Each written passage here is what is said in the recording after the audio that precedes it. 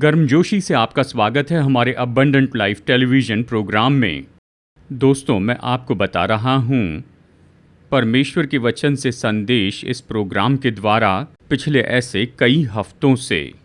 मुझे भरोसा है कि आप में से बहुत से लोग नियमित रूप में इन संदेशों को सुन रहे हैं।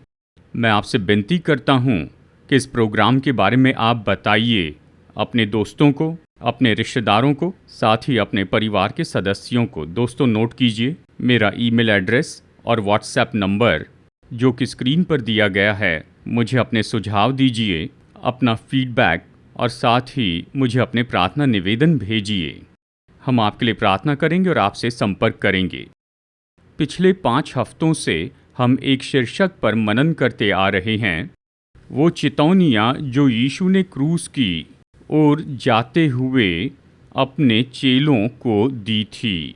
जैसे यीशु क्रूस पर मरने के लिए जा रहे थे, सुसमाचार की कहानी में हम देखते हैं कि यीशु ने बहुत ही सटीक चेतावनियाँ दी थी और निर्देश दिए अपने चेलों को और साथ ही कुछ यहूदियों को और उन स्त्रियों को भी जो यीशु के पीछे चलती थी, जिन्होंने यीशु को अपना उद्धारकर्ता स्वीकार किया था। अब तक हमने देखी ऐसी 6 चेतावनियाँ जो यीशु ने अपने चेलों को और दूसरों को दी थी, जैसे वो क्रूस की ओर मरने के लिए जा रहे थे। ये तो उसके अंतिम निर्देश थे, चेतावनियाँ और चेतावनियाँ। तो आइए अब 7वीं चेतावनी देखते हैं, और वो है अपने और अपने बालकों के लिए रो। लूका अध्याय 23 और वचन 28।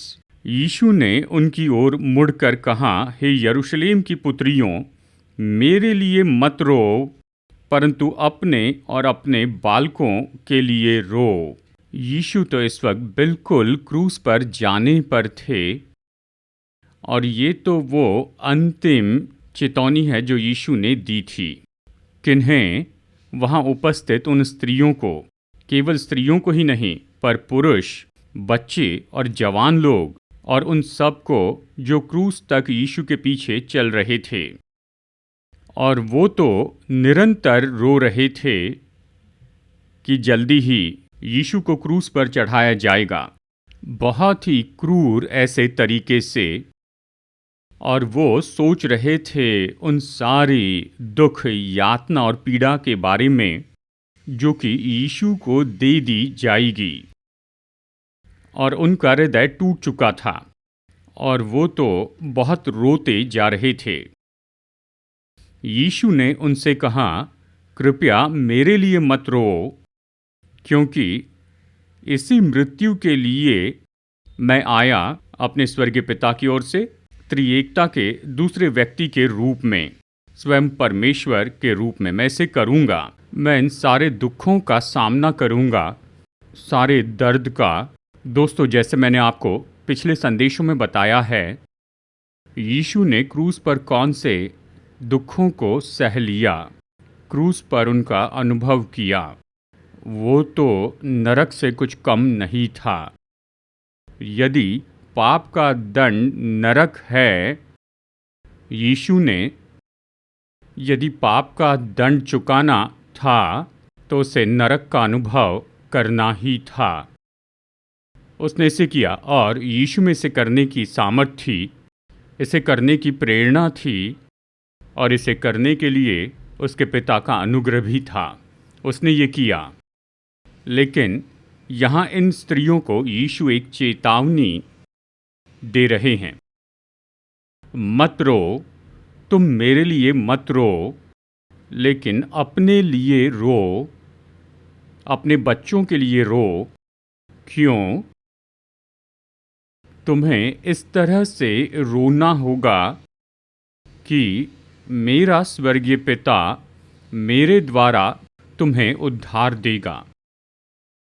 अपने उद्धार के लिए रो, अपने बच्चों के उद्धार के लिए रो।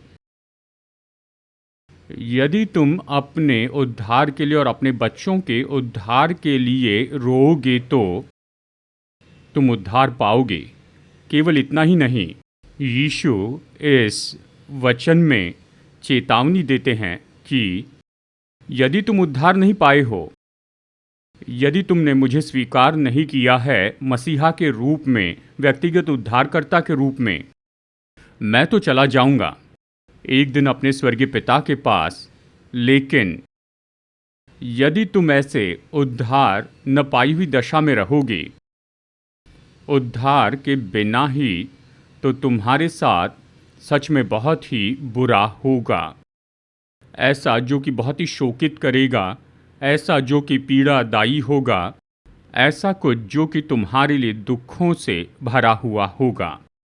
तो यहाँ पर यीशु उन्हें बता रहे थे एक तरह से कि क्या होने वाला है। वो इन स्त्री और पुरुषों से कह रहे थे, मेरे स्वर्ग में उठाए जाने के बाद निश्चय ही कलीसिया का ये युग होगा। अभी हम इसी युग में हैं। बहुत ही जल्दी कलीसिया का ये युग खत्म हो जाएगा और फिर अचानक ही यीशु अपने संतों के लिए आएंगे, जिसे हम रैप्चर कहते हैं। हम उठाए जाएंगे, सभी उद्धार पाए हुए लोग उठाए जाएंगे, यीशु की ओर जाएंगे और यीशु हमें लेकर चले जाएंगे। और फिर क्या होगा? इस संसार में शुरू हो जाएगा 7 साल का ये क्लेश काल। यही तो बताया गया है, ये भविष्यवाणी है। और ये केवल दी ही नहीं गई है, यह हजकेल की किताब में और दानियल में, पुराने नियम की भविष्यवाणियों की किताब में, लेकिन ये 7 साल का क्लेश काल स्पष्ट रूप में बताया है प्रकाशित वाक्य की किताब में, अध्याय 6 से शुरू करते हुए अंत में अध्याय 19 तक। इसे ज़रूर पढ़े। ये तो 7 साल का क्लेश काल का समय है। और तब इस पृथ्वी पर ये जाना जाएगा कि वे जो उद्धार पाए थे वो अचानक पृथ्वी पर से उठा लिए गए। सारे उद्धार पाए हुए पृथ्वी से उठाए जाएंगे और जिन्होंने उद्धार नहीं पाया वो क्लेश काल में 7 साल तक रहेंगे। दोस्तों, जब हम प्रकाशित वाक्य में ये घटना पढ़ते हैं, अध्याय 6 से अध्याय 19 तक, उस समय तो बहुत ही ज़्यादा ऐसे दुख होंगे।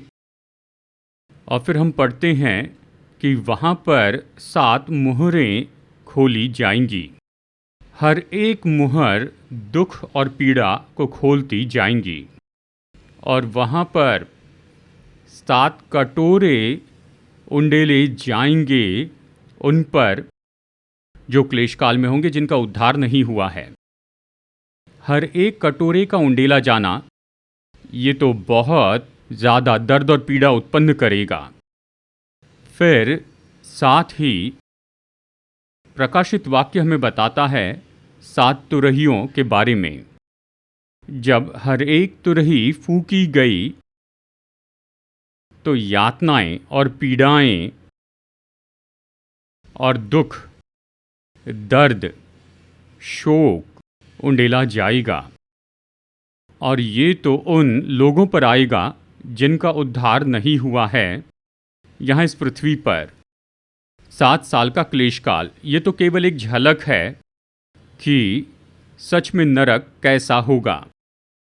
एक बार जब ये 7 साल का क्लेश काल खत्म हो जाएगा और फिर कुछ बहुत ही अद्भुत बात होगी। हर्मगदोन का युद्ध होगा और यीशु वापस आएंगे। ये दूसरा आगमन है और वो शैतान को हराएंगे और यीशु स्थापित करेंगे इस पृथ्वी पर 1000 साल का मिलेनियम राज्य, जिसमें केवल उद्धार पाए हुए लोग ही जाएंगे।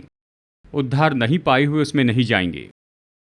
सौभाग्यवश क्लेश काल के समय में कुछ यहूदी होंगे जो उद्धार पाएंगे और वो भी यीशु के उस मिलेनियम राज्य में प्रवेश करेंगे इस पृथ्वी पर 1000 साल के लिए। इस 1000 साल में शैतान तो बंधा होगा और 1000 साल के बाद वो खोला जाएगा। उसके खोले जाने के बाद वो अपने वश में कर लेगा उद्धार न पाए हुए लोगों को, मतलब जिन्होंने यीशु को स्वीकार नहीं किया है। वो तो होकर जाएंगे जिसे हम कहते हैं महान श्वेत सिंहासन का न्याय। वहाँ न्याय किया जाएगा। श्वेत सिंहासन यानी सच्चा न्याय। ये न्याय ये तो केवल इन लोगों का एक ही नज़रिए से किया जाएगा और वो तो जो उद्धार नहीं पाए उनका होगा। जिन लोगों ने उद्धार नहीं पाया उनके लिए बस एक ही बात है और वो है स्वर्गीय पिता ये कहते हैं मेरे यीशु के द्वारा, उसके क्रूस और प्रायश्चित और पुनरुत्थान के द्वारा मैंने मुफ्त में उद्धार की घोषणा की है। तुमने मेरे पुत्र यीशु मसीह को कभी स्वीकार नहीं किया अपने उद्धारक और प्रभु के रूप में। तुमने उद्धार नहीं पाया और इसी के कारण उस महान श्वेत सिंहासन के न्याय में वहाँ न्याय की घोषणा की जाएगी और शैतान और उद्धार नहीं पाए हुए वो अनंत काल की आग में फेंके जाएंगे जो कि नरक है। यही तो परमेश्वर का वचन है, ये मेरे शब्द नहीं हैं। अब यही तो यीशु उन स्त्रियों से कह रहे थे, उन पुरुषों से, उन जवानों से और उन बच्चों से कि मेरे लिए मत रो, अपने उद्धार के लिए रो, मुझे अपने व्यक्तिगत प्रभु और उद्धारकर्ता के रूप में ग्रहण करो और बपतिस्मा लो। अगर ऐसा करेंगे तो तुम्हें उस 7 साल के क्लेश काल में से होकर नहीं जाना पड़ेगा और नरक में नहीं जाना पड़ेगा। तुम रो, पुकारो, पश्चाताप करो और मुझे ग्रहण करो। इस क्लेश काल के बारे में यीशु ने यही तो कहा था। और जब ये पृथ्वी पर आएगा तो उद्धार पाई हुई कलीसिया रैप्चर में उठाई जाएगी, मतलब हम सब जो उद्धार पाए हैं पृथ्वी से चले जाएंगे और 7 साल का क्लेश काल शुरू होगा। मत्ती 24 वचन 21। क्योंकि उस समय ऐसा भारी क्लेश होगा जैसा जगत के आरंभ से अब तक न हुआ और न कभी होगा, यानी अब तक न हुआ न होगा। अद्भुत वचन है।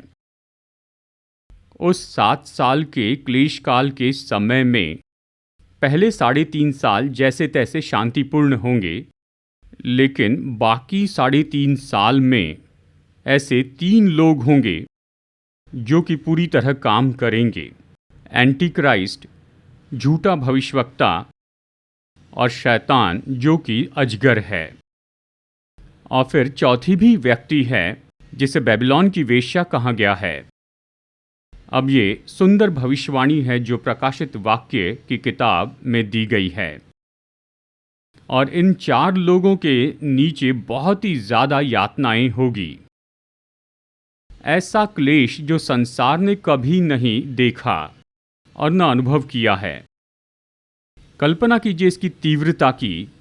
कितना क्लेश, दर्द, पीड़ा, हानि और इतना खून बहाया जाएगा। प्रकाशित वाक्य के एक वचन में कहा गया है, इतनी ज़्यादा मृत्यु होगी कि खून तो नदी के जैसे बहते जाएगा और वहाँ पर इतने शव होंगे, मृतदेह जो हर जगह फैले होंगे और आकाश के पक्षी यानी गिद्ध वो आकर उन्हें नोच कर खाएंगे।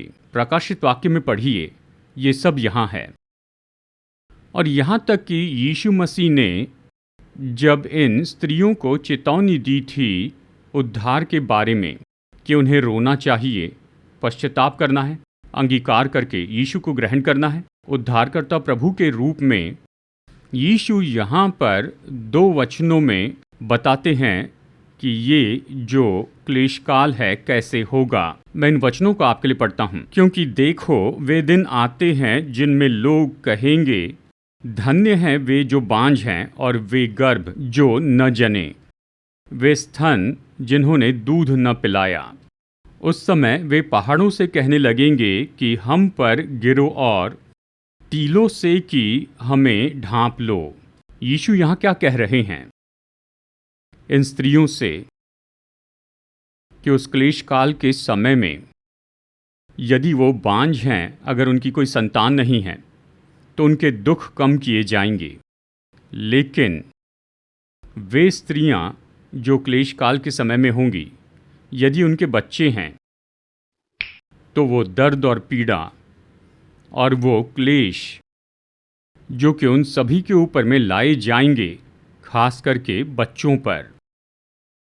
माताएं इन्हें सहन नहीं पाएंगी, पिता इन्हें सहन नहीं पाएंगे।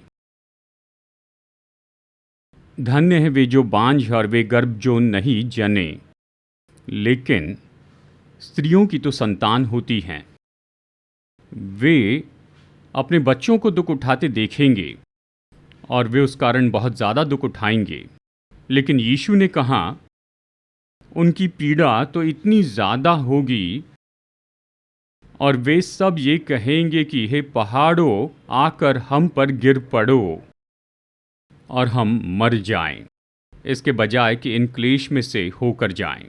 जानते हैं, यीशु ने बहुत ही स्पष्ट कह दिया, जिसने मेरा इनकार किया है उसने मेरे स्वर्गीय पिता का भी इनकार किया है। सच में सभी सुसमाचारों में यहाँ पर यीशु अपने मुद्दे को स्पष्ट बताते हैं कि वही स्वयं परमेश्वर है, वो तो मसीहा है, वो उद्धार करता है।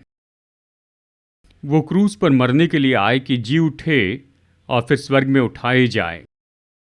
वो हमेशा इस पर बहस करते थे और खुद को मसीहा के रूप में प्रकट करते थे।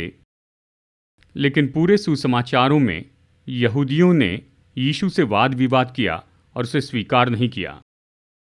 वो अभी भी पुराने नियम में थे, वो कभी नए नियम में नहीं आए। और यहाँ तक कि जब आप पौलुस की पत्रियों को देखते हैं, दूसरी पत्रियों को भी, शुरू के जो प्रेरित थे वो हमेशा इस बात पर कहते थे यहूदियों से कि यीशु ही परमेश्वर के अंतिम प्रकाशन हैं, पर उन्होंने हमेशा विरोध किया, इसे स्वीकार नहीं किया। यही तो अद्भुत ऐसी बात है। जानते हैं, हम जो यीशु मसीह में उद्धार पाए हैं, हमें प्रार्थना करनी चाहिए यहूदियों के लिए कि सच में उनकी आंखें खुल जाएं, कि वो देख सकें कि यीशु में परमेश्वर ने अपने अंतिम काम को कैसे पूरा किया है। यीशु जो कि मानव रूप धारण किए परमेश्वर मसीहा हैं, जगत के उद्धारकर्ता हैं, कि जो कुछ यीशु ने सिखाया और कहा और क्रूस पर उसके प्रायश्चित के बारे में जो कुछ भी कहा गया है और जो कुछ भी लिखा गया है नए नियम में यीशु के पुनरुत्थान के बारे में और उसके उठाए जाने के बारे में, ये इतिहास है और ये सत्य है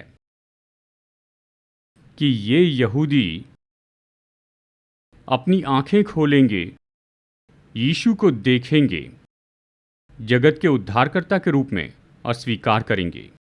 यदि ऐसा न करें, ये चेतावनी जो यीशु ने दी उनके लिए बुरी खबर हो जाएगी। तो चलिए इसका उपयोग हम अपनी कलीसियाओं के लिए भी करते हैं, हमारे अपने लिए भी।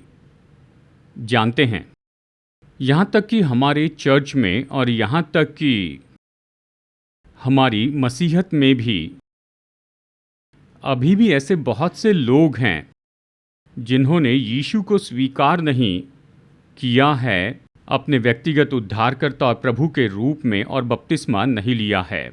यदि ऐसा कोई है जो चर्च में आता है जिन्होंने यीशु को अपना व्यक्तिगत उद्धारकर्ता और प्रभु स्वीकार नहीं किया है, तो इसे तुरंत कीजिए। अपने पापों का पश्चाताप कीजिए, यीशु के सामने अंगीकार कीजिए और उसकी क्षमा प्राप्त करें। यीशु से विनती करें कि वो अपने बहुमूल्य लहू से आपको धो दें, आपको साफ करें, आपको शुद्ध करें, और फिर यीशु को स्वीकार करें व्यक्तिगत प्रभु के रूप में अपने हृदय में। आज ही ऐसा करें और अपने लोकल पास्टर से विनती कीजिए कि वो आपको बपतिस्मा दे, जितने जल्दी हो सके उतने। तभी आपका उद्धार परिपूर्ण हो जाएगा और तभी तो आप एक सुरक्षित जगह पर आ जाते हैं। मैं आपको ऐसी बात बताना चाहता हूं जो कि अक्सर मैं सुना करता हूं हमारे चर्च के बीच में, कि ऐसे कुछ यीशु मसीह पर गुप्त में विश्वास करते हैं। वो तो यीशु के गुप्त विश्वासी हैं। अपने अंदर वो यीशु पर विश्वास करते हैं, लेकिन लोगों के सामने वो यीशु का अंगीकार नहीं करते हैं। दोस्तों, नए नियम में ऐसी कोई भी बात नहीं है जिसे गुप्त विश्वासी कहते हैं। गुप्त विश्वासियों का उद्धार नहीं हुआ है। सीधे कह दूं, यीशु ने कहा, यदि तुम मनुष्यों के सामने मेरा अंगीकार न करो तो मैं तुम्हारा अंगीकार नहीं करूंगा जब मैं अपने स्वर्गदूतों के साथ आऊंगा, अपने स्वर्गीय पिता के सामने।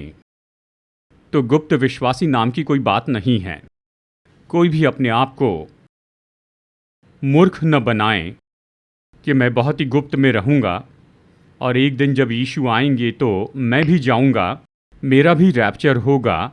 ऐसा नहीं होगा। लोगों के सामने यीशु का अंगीकार करना होगा। हमें बंद कमरे से बाहर आना होगा और फिर हियाव से कहना है, हाँ, यीशु मेरे प्रभु और उद्धारकर्ता हैं। मैंने उसे व्यक्तिगत उद्धारकर्ता और प्रभु स्वीकार किया है और मैंने बपतिस्मा लिया है। और इस तरह से कहिए, मैं तो एक विश्वासी हूं, तो सुरक्षित हैं। और फिर क्या होता है? अचानक निश्चय ही कुछ बहुत ही महान बात होती है। यहां तक कि अभी जैसे मैं आपको ये संदेश प्रचार कर रहा हूं, इसे ही तो कहते हैं रैप्चर।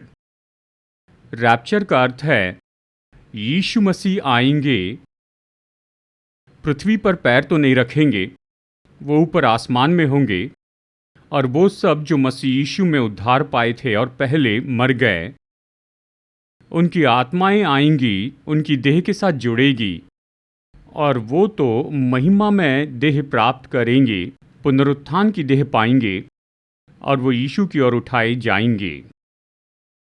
कहिए कि अगर यीशु आज ही आ जाए तो हम सब जो उद्धार पाए हैं, हमें मृत्यु से जाना नहीं पड़ेगा, लेकिन बस तुरंत ही हम तो महिमा में देह में पूरी तरह से बदल जाएंगे, पुनरुत्थान की देह पाएंगे और हम भी दूसरों के साथ यीशु के पास उठाए जाएंगे। और यीशु के साथ में हम लोग अपने प्रियजनों के साथ होंगे जो कि उद्धार पाए हैं, उनके साथ हमेशा हमेशा रहेंगे। पहले तो मिलेनियम राज्य में यहाँ इस पृथ्वी पर 1000 साल और फिर अंत में स्वर्ग में नई पृथ्वी, नया आकाश और नए यरूशलेम यानी स्वर्ग में होंगे। इस वचन को सुनिए, देखिए कैसे पलक झपकते ही कुछ अद्भुत होगा। पहला कुरिन्थियों अध्याय 15 वचन 51 और 52। देखो, मैं तुमसे भेद की बात कहता हूँ, हम सब नहीं सोएंगे परंतु सब बदल जाएंगे और ये क्षण भर में पलक मारते ही अंतिम तुरही फूंकते ही होगा, क्योंकि तुरही फूंकी जाएगी और मुर्दे अविनाशी दशा में उठाए जाएंगे और हम बदल जाएंगे। क्योंकि अवश्य है कि ये नाशमान देह अविनाश को पहन ले और ये मरणहार देह अमरता को पहन ले। देखिए कितना अद्भुत वचन है। बस पल भर में, पलक झपकते ही सब खत्म हो जाएगा। जो यीशु में उद्धार पाए हैं पृथ्वी से चले जाएंगे और फिर 7 साल का क्लेशकाल होगा और फिर आखिरकार नरक में अनिश्चित समय की यातनाएं हैं उन सब के लिए जिन्होंने यीशु को स्वीकार नहीं किया है व्यक्तिगत उद्धारकर्ता प्रभु के रूप में। इस पवित्र बाइबल के अनुसार जो परमेश्वर का वचन है, आइए प्रार्थना करते हैं। अनुग्रहकारी परमेश्वर स्वर्गीय पिता, इन संदेशों की श्रृंखला के लिए आपको धन्यवाद देते हैं। आपकी ये चेतावनियाँ जो चेलों के लिए हैं, स्त्रियों के लिए और दूसरे यहूदियों के लिए है, जिनके बारे में हमें सचेत रहना है, हमारे मसीह जीवन में हम सचेत रहें और साथ ही इस संदेश में प्रभु हमें याद दिलाने के लिए धन्यवाद कि हमें आपके लिए नहीं रोना है, लेकिन हमें खुद के लिए रोना है और अपने बच्चों के लिए रोना है। हमारे चर्च में यदि ऐसा कोई है जिसने अपने उद्धार के लिए नहीं पुकारा, मन फिराकर अंगीकार नहीं किया, आपकी क्षमा नहीं मांगी, यीशु, हम प्रार्थना करते हैं कि आप उनसे मुलाकात करके उन्हें सहमत कीजिए, क्योंकि समय कम है। रैप्चर किसी भी समय हो सकता है। कि जिन्होंने आपको स्वीकार नहीं किया है अपने उद्धारकर्ता प्रभु के रूप में, तो वह ऐसा करने पाए। आज ही पश्चाताप करते चले जाएं और आपको अपने व्यक्तिगत उद्धारकर्ता और प्रभु स्वीकार करें, और जितने जल्दी हो सके उतने जल्दी बपतिस्मा ले। प्रभु हमें मदद कीजिए, पूरी दुनिया की मदद कीजिए कि ये क्लेश काल में प्रवेश न करने पाए और आगे जाकर उस भयानक नरक में न जाएं जिसके बारे में आपने बताया। हम प्रार्थना करते हैं सारे जगत के उद्धार के लिए, खास करके यहूदियों के लिए जो आपके लोग हैं, कि वे अपनी आंखें खोलेंगे और जान लेंगे कि यीशु ही सच्चे मसीहा हैं और उद्धारक हैं, और उद्धार केवल उसी के द्वारा है। कि वो भी यीशु को अपने व्यक्तिगत उद्धारकर्ता और प्रभु के रूप में स्वीकार करें। वचन और अपने लोगों को आशीष दीजिए। अबंडेंट लाइफ के इस प्रोग्राम पर आशीष दीजिए। अपने दास को आशीष दीजिए, क्योंकि मैं हमारे उद्धारकर्ता प्रभु यीशु के नाम में मांगता हूँ, आमीन। हमारे उद्धारकर्ता प्रभु यीशु मसीह के नाम में आप सभी लोगों को अभिवादन। दोस्तों, कृपया कर आप इस वीडियो को देखिए जो हमारी सेवकाई के बारे में पूरा विवरण देता है। ये सेवकाई तो स्थापित की गई है हैदराबाद, भारत में, और हम 6 महान सेवकाइयों में जुड़े हैं।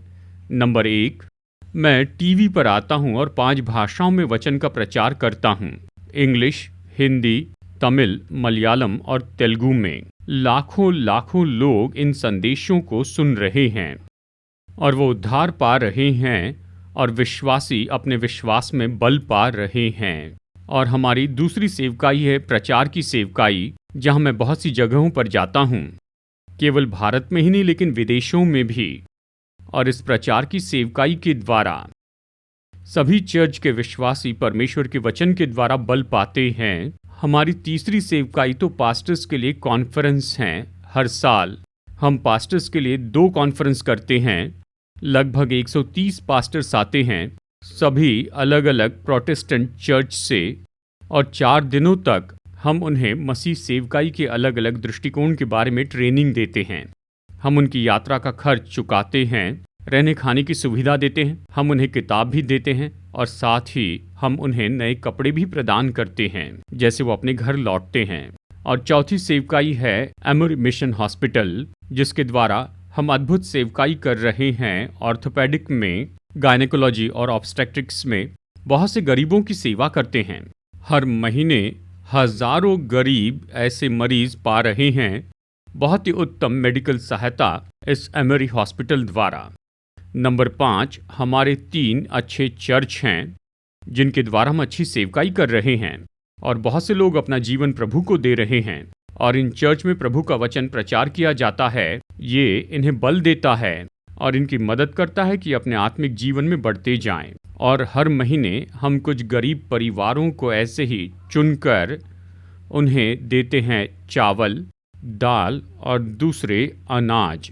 कृपया हमारी सेवकाई के लिए प्रार्थना कीजिए। अगर आप चाहते हैं कि हमारा न्यूज़लेटर पाए जिसका नाम है सीड, तो कृपया अपना पता स्क्रीन पर दिए हुए व्हाट्सएप नंबर पर हमें भेजिए, तो मैं तुरंत ही आपको अपना न्यूज़लेटर भेजूंगा। अगर आप में से कोई हमें कुछ योगदान भेजना चाहता है या एक प्रोग्राम के लिए स्पॉन्सर होना चाहता है, कृपया हमारा QR कोड नोट कीजिए, इसे स्कैन कीजिए और आप हमें ऑनलाइन अपनी भेंट भेज सकते हैं।